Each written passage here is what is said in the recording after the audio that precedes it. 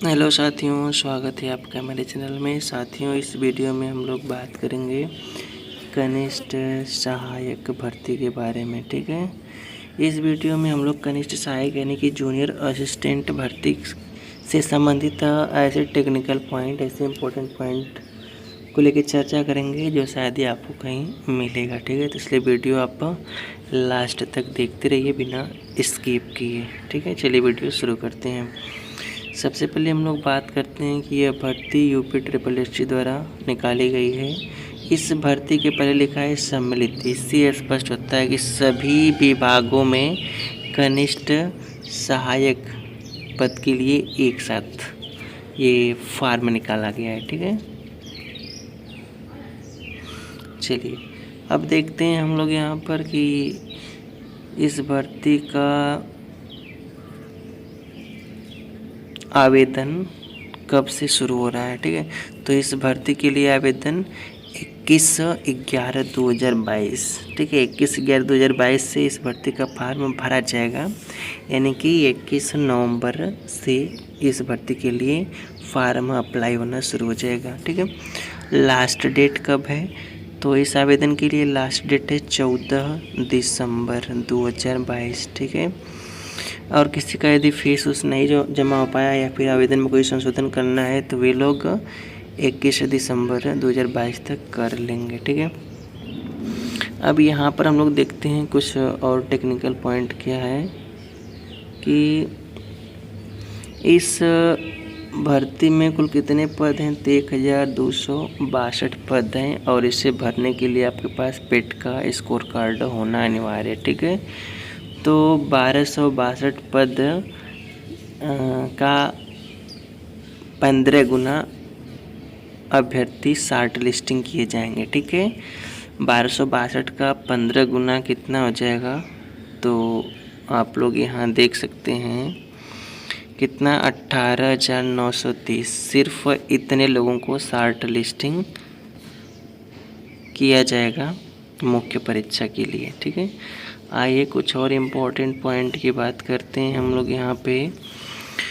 तो आप यहाँ देख सकते हैं फीस के बारे में। ठीक है, तो आप किसी भी कैटेगरी के हों, फार्म का जो ऑनलाइन फीस होगा वो मात्र 25 रुपये होंगे। इसके बाद देखिए और क्या इसमें इस वैकेंसी में टेक्निकल पॉइंट है, इम्पोर्टेंट पॉइंट है। तो आप यहाँ पर देख पाएंगे कि लिखा गया है रिक्तियों की संख्या घट बढ़ सकती है। ठीक है, जितने भी पद है 1262 उसमें उसकी संख्या घट भी सकती है और बढ़ भी सकती है। इसके बाद हम लोग बात करेंगे एलिजिबिलिटी। फार्म भरने के लिए एलिजिबिलिटी क्या होनी चाहिए? तो सबसे पहले एलिजिबिलिटी ये है कि इंटरमीडिएट आप पास होने चाहिए। हिंदी में 25 शब्द प्रति मिनट की टाइपिंग होनी चाहिए और अंग्रेजी में आपकी टाइपिंग स्पीड 30 शब्द प्रति मिनट होनी चाहिए।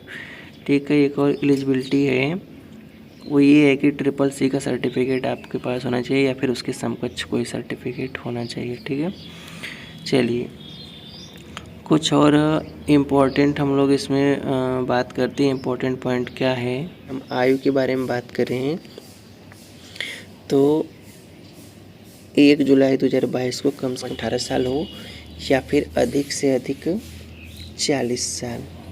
ठीक है, चलिए तो आप यहाँ देख सकते हैं ये लिखा हुआ है कि चयन का आधार केवल लिखित परीक्षा होगा। ठीक है, तो ये बहुत अच्छी बात है। ठीक है, अब परीक्षा के बारे में बात करते हैं। तो परीक्षा 2 चरणों में होगा। ठीक है, प्रथम चरण में क्या होंगे कि 130 प्रश्न पूछे जाएंगे टोटल। ठीक है, और प्रत्येक प्रश्न आधे अंक 0.5 नंबर का होगा, इसलिए पूर्णांक यहाँ पर कितना होगा? 65 अंक होगा। ठीक है ना। यहाँ पर अगर हम बात करें तो हिंदी विषय से 60 प्रश्न यानी 30 नंबर के प्रश्न आएंगे। रीजनिंग से 30 प्रश्न आएंगे यानी कि 15 अंक के प्रश्न आएंगे। जीके जीएस से 40 प्रश्न पूछे जाएंगे यानी कि 20 अंक के प्रश्न आएंगे। तो इस प्रकार से टोटल 130 प्रश्न पूछे जाएंगे और कितने अंक के होंगे? 65 अंक के होंगे। ठीक है, यह पेपर 1.5 घंटे का होगा यानी 1 घंटा 30 मिनट का होगा। इस परीक्षा में नेगेटिव मार्किंग भी है। ठीक है, आप देख सकते हैं नेगेटिव मार्किंग कितना होगा, 25% होगा। ठीक है, यानी कि 1/4 नेगेटिव मार्किंग होगा। ठीक है, आगे आप देख सकते हैं यदि आपके पास इंटरमीडिएट की डिग्री है तभी आप इस फार्म को भर सकते हैं। ठीक है, तो उसमें देखिए क्या है कि यदि आप इंटरमीडिएट में आपका 60% या उससे अधिक है तो आपको 20 अंक मिलेंगे फाइनल मेरिट में।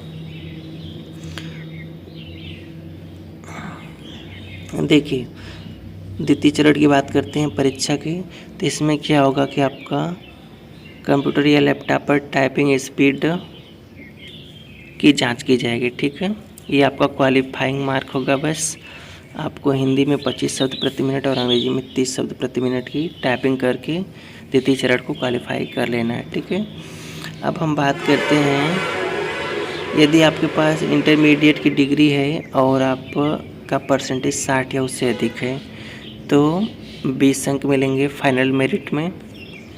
और यदि इंटरमीडिएट में आपका परसेंटेज 35% या उससे ऊपर लेकिन 60 से कम है तो 15 अंक मिलेंगे।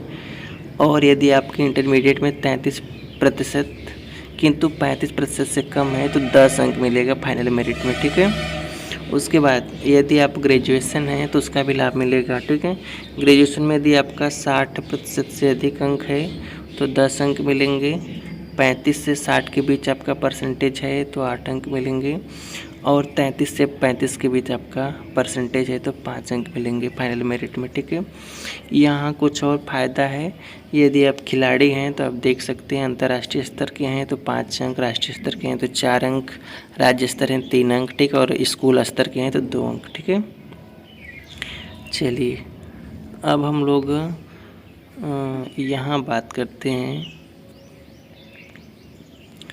यहाँ आप देख सकते हैं बहुत ही इम्पोर्टेंट चीज़ लिखा गया है कि जो प्रथम चरण की परीक्षा होगी 65 अंक की होगी और द्वितीय चरण, ठीक है, द्वितीय चरण के 35 अंक, टोटल मिलाकर कितना हो रहा है 100 नंबर का ये पेपर होगा। ठीक है, तो द्वितीय चरण को आप समझ लिए हैं कि कंप्यूटर होगा, कंप्यूटर टेस्ट होगा, उसको बस क्वालिफाइंग करना है।